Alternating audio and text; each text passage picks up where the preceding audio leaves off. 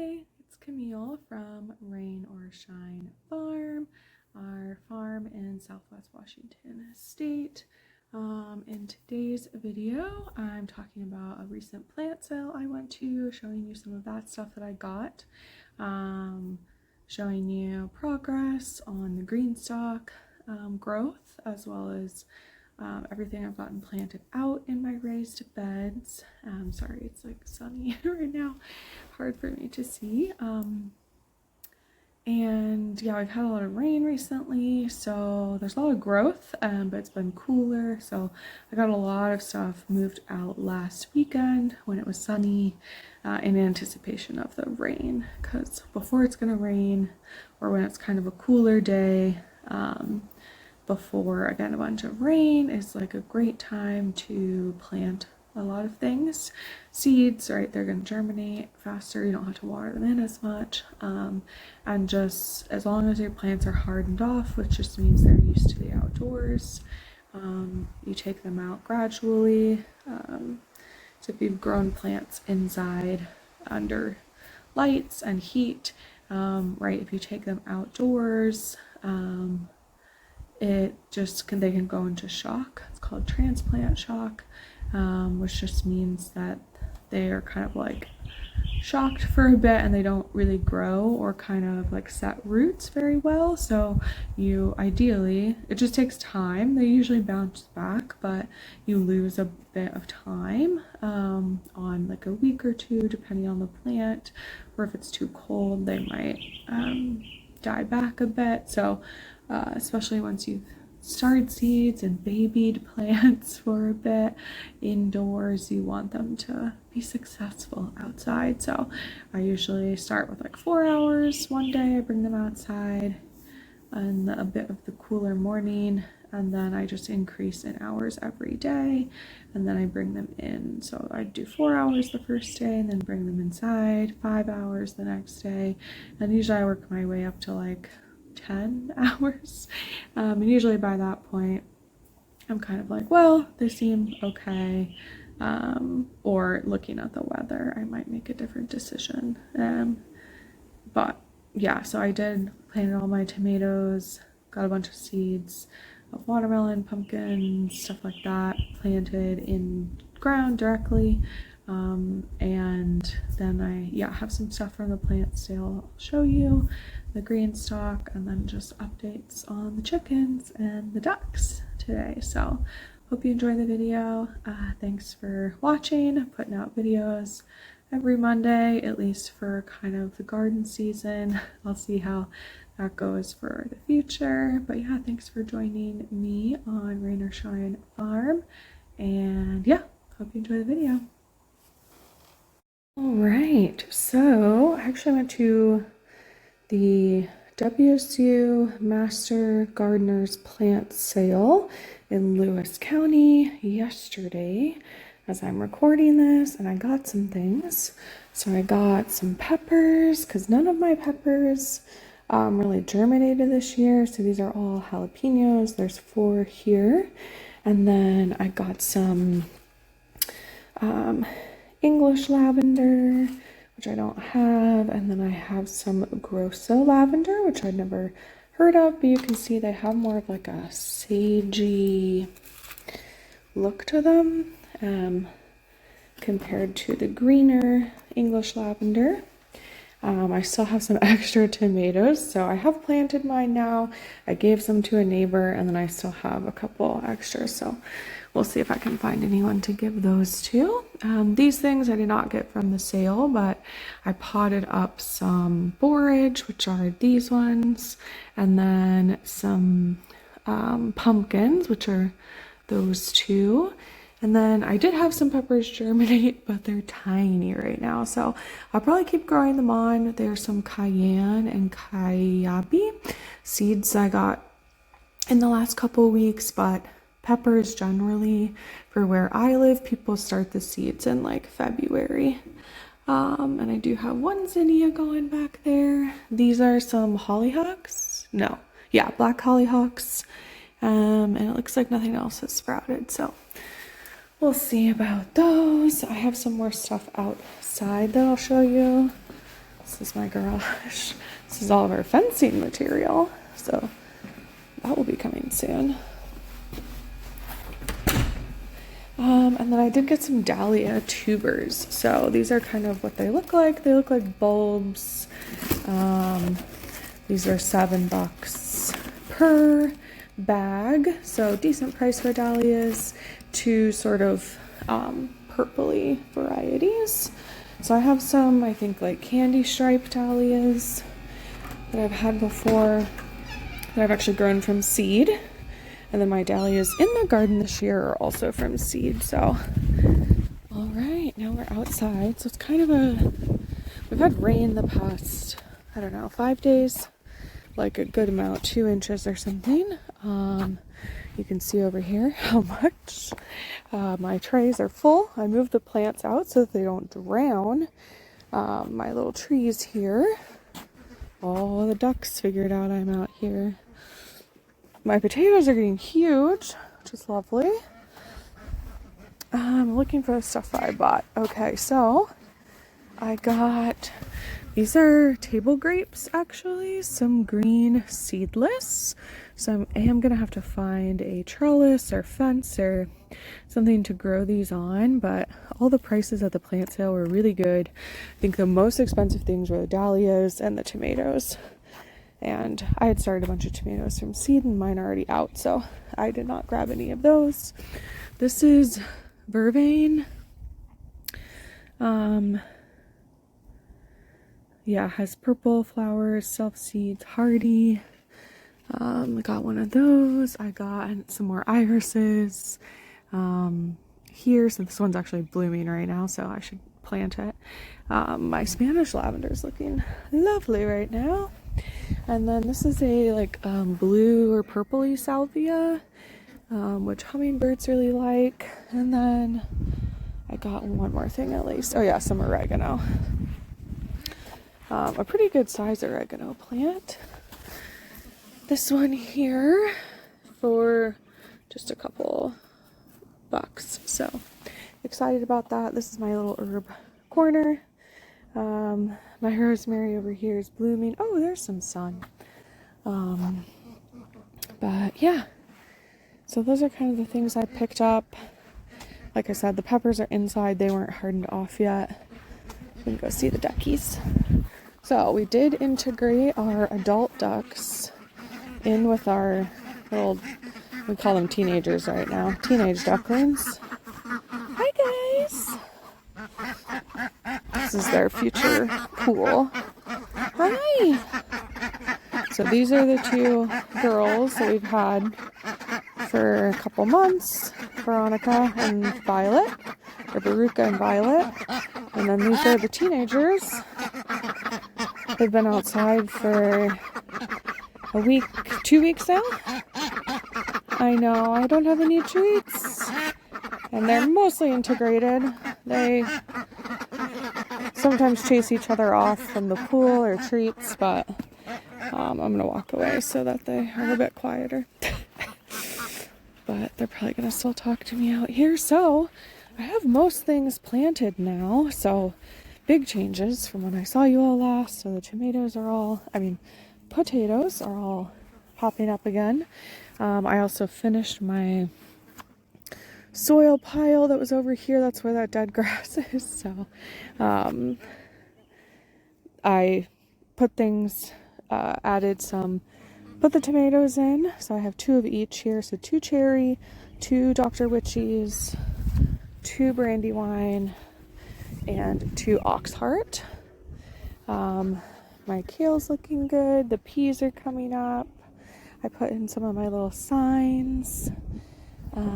It is windy today, but I have a new mic, so hopefully it's not too bad for you all. Oh, there's the sun. That's so nice. What else here? So yeah, tomatoes. I put out my pansies, which are this here and there and over here. And some lunaria. We did get kind of cold last night, down to 39 degrees Fahrenheit, so sorry, tomatoes. And some of the flowers, they're hopefully okay. Here are some of my giant pansies that I put in that are already flowering. They were not when I put them in, but they flowered the last couple of days, so that's really nice. I got my arches in, so let me back up so you can see that. Oh yeah, and there's another one of my pansies is blooming. So those I started from seed. Okay, backing up so you can see my arches. So I went and got all my, so since we moved the big ducks in here, we had T-posts that we were using to cover them with bird netting.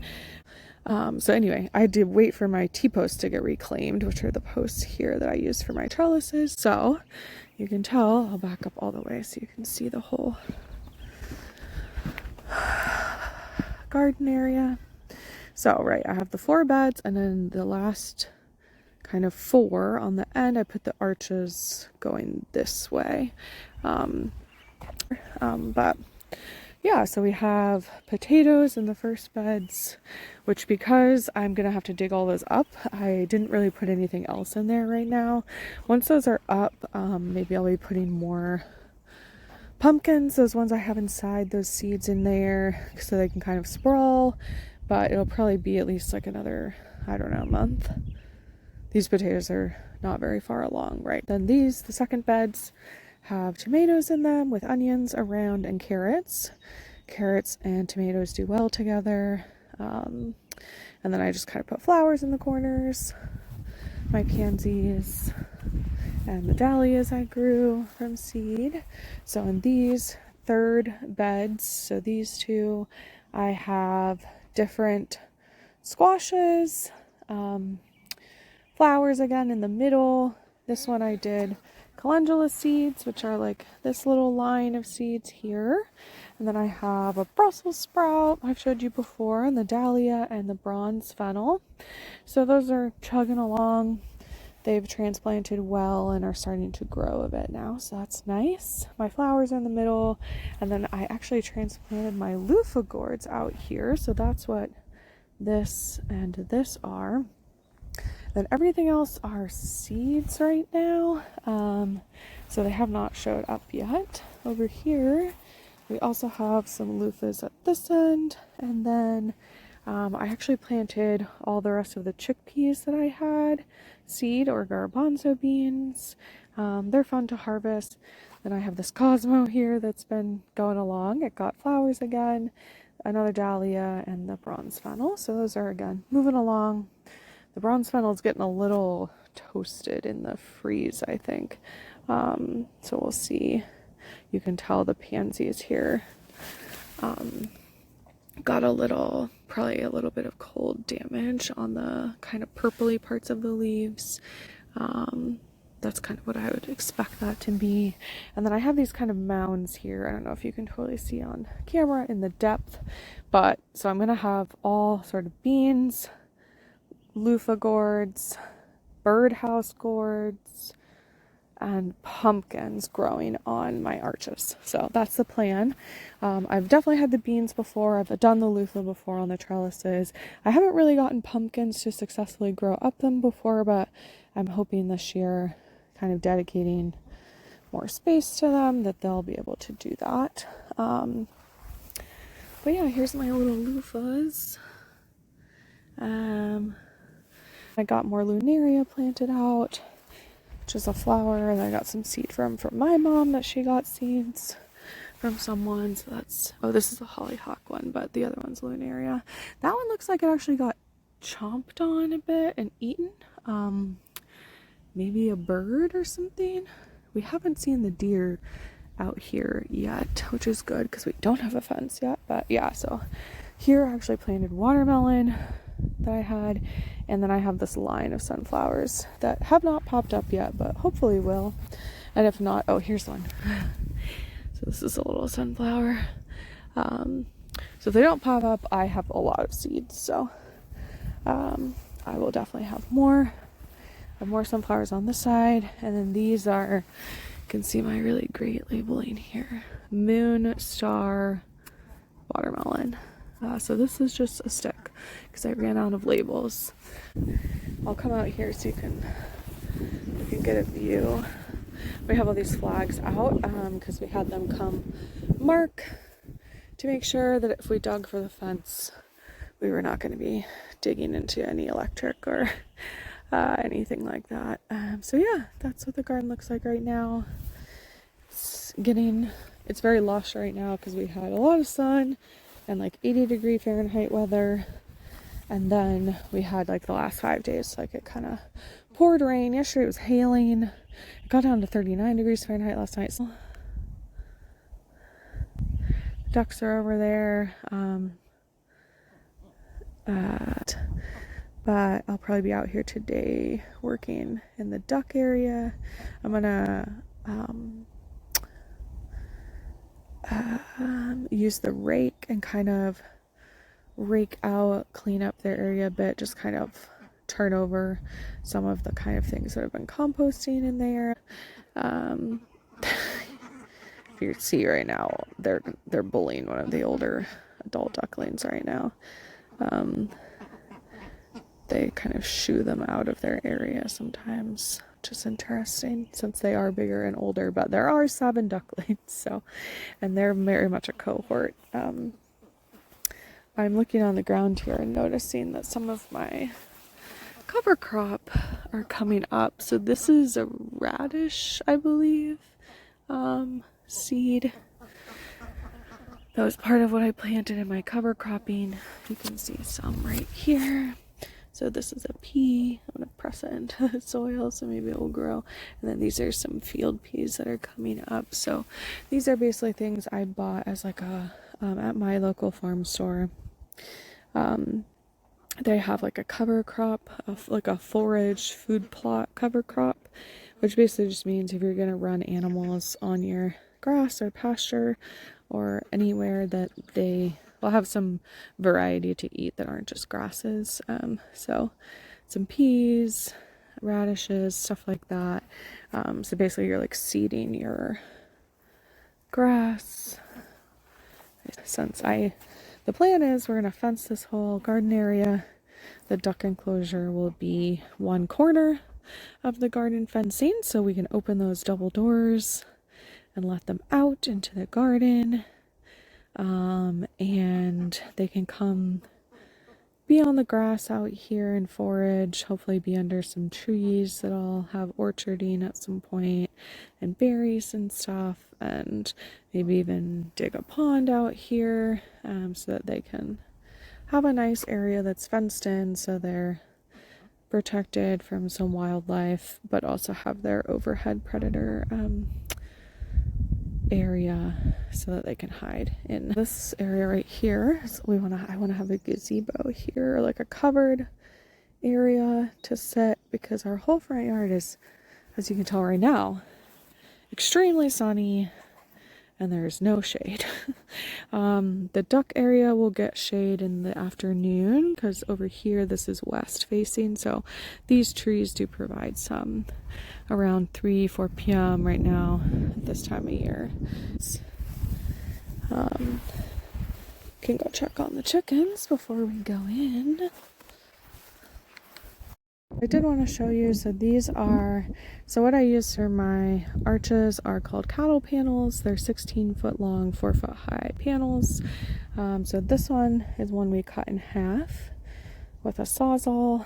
And I will use this and put it upright, I guess sort of horizontally, but off the ground, basically right here for my tomatoes, once they need something to hold on to. And I basically tie them to it. Tomatoes, I grow all indeterminate tomatoes, which means that they will just keep growing forever until it freezes. So they do get quite large. And heavy when they are full of tomatoes, obviously. And then I wanted to show you over here. So my mom got me a thimbleberry right here, which is a native plant. And then she gave me some extra of her irises and a neighbor's irises.